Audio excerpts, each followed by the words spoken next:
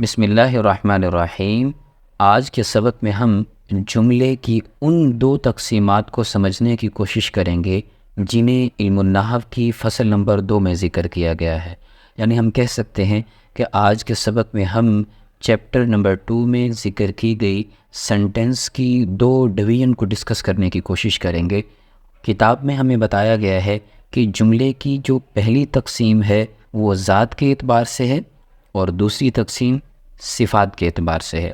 اب یہ جملہ ہمیں تھوڑا سا مشکل لگ رہا تھا کہ ذات کا کیا مطلب ہوتا ہے، صفات کا کیا مطلب ہوتا ہے۔ ہم اسے آسان انداز میں کچھ یوں سمجھ سکتے ہیں کہ جملے کی جو پہلی تقسیم ہے وہ اس کی شکل کے اعتبار سے ہے کہ بھئی جملے کے شروع میں اگر اسم آ جائے تو اسے جملہ اسمیہ کہیں گے، جملے کی شکل کے شروع میں اگر فعل آ جائے تو اسے جملہ فعلیہ کہیں گے، جملے کی شکل کے شروع میں اگر حرف شرط وغیرہ آ جائیں تو اسے جملہ شرطیہ کہیں گے، اگر ظرف آ جائے تو اسے ظرفیہ کہیں گے، یعنی اس کی فزیکل شیپ کے اعتبار سے ہے۔ اور دوسری تقسیم جملہ کے معنی اور ٹرانسلیشن کے اعتبار سے ہے۔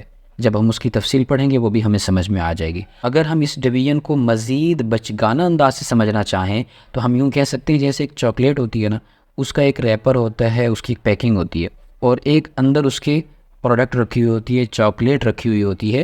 تو جملے کی جو پہلی تقسیم ہے وہ ظاہری پیکنگ کے اعتبار سے ہے اور جو دوسری تقسیم ہے وہ اندر کی پروڈکٹ کے اعتبار سے ہے۔ لہٰذا پہلی تقسیم کے اندر جملے کی کتاب کے اندر 4 قسمیں بیان کی گئی ہیں۔ اگر کسی جملے کے شروع میں اسم ہو اسے جملہ اسمیہ کہیں گے، اگر شروع میں فعل ہو اسے فعلیہ کہیں گے، اگر کسی جملے کے شروع میں حرف شرط ہو اسے جملہ شرطیہ کہیں گے، اور اگر کسی جملے کے شروع میں ظرف ہو تو اسے جملہ ظرفیہ کہیں گے۔ اب یہ جملہ اسمیہ کی مکمل تفصیل ہم پہلے پڑھ چکے ہیں، اس کی سلائیڈ کو ایک مرتبہ پھر دیکھ لیجئے۔ اسی طریقے سے جملہ فعلیہ خبریہ کی تفصیلات کو بھی ہم پڑھ چکے ہیں، اس کی سلائیڈ کو بھی ایک نظر دوبارہ دیکھ لیجئے۔ اب ہم چلتے ہیں جملہ شرطیہ کو سمجھنے کے لیے۔ جملہ شرطیہ کی ہم 2 تعریفات کو سمجھیں گے، اسی 2 ڈیفینیشن دیکھیں گے، جس کے بعد ہم سمجھ سکیں گے کہ جملہ شرطیہ کہتے کس کو ہیں۔ پہلی تعریف یہ ہے کہ جس جملے کے اندر شرط اور جزا ہو اس جملے کو جملہ شرطیہ کہتے ہیں۔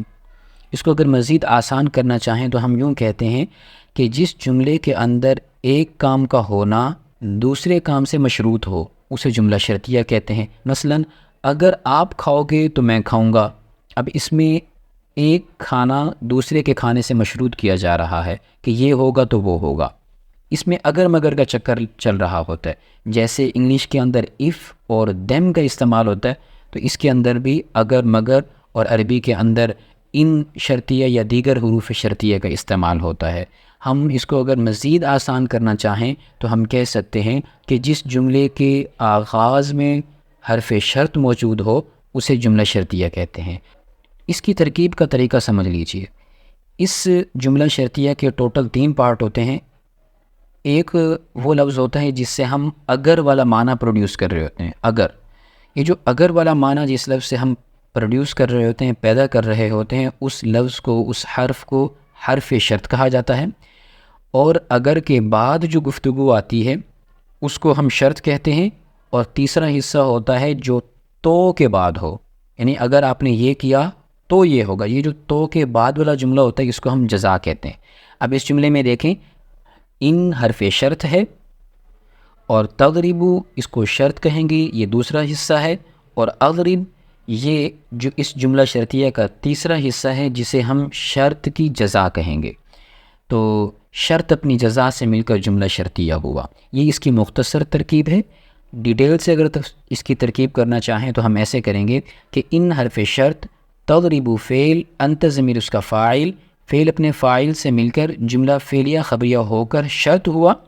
اضرب فعل، انا ضمیر اس کا فاعل، فعل اپنے فاعل سے مل کر جملہ فعلیہ خبریہ ہو کر جزا، شرط اپنی جزا سے مل کر جملہ شرطیہ ہوا۔ اور آخر میں آتا ہے جملہ ظرفیہ۔ اس کی ڈیفینیشن بہت آسان ہے کہ جس جملے کے شروع میں ظرف یا جار مجرور ہو اس جملے کو جملہ ظرفیہ کہتے ہیں۔ اس کی اگزامپل عندی معلوم۔